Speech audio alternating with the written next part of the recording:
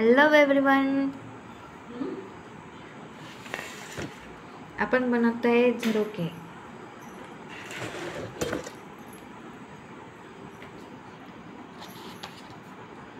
त्यासाठी आपण हे सगळं घेतलेलं आहे। आता आपण याचं मिळून आपण एक शीट बनवणार आहे।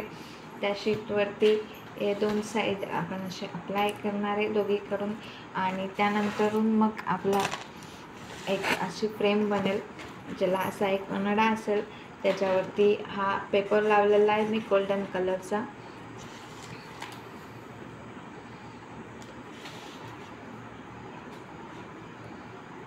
हा पेपर लावलेला आहे त्याच्यावरती असा गोल्डन कलरचा। आणि आता याला आपण एक फ्रेम अप्लाय करू, जेणे आपल्याला मिळेल झरोका लुक।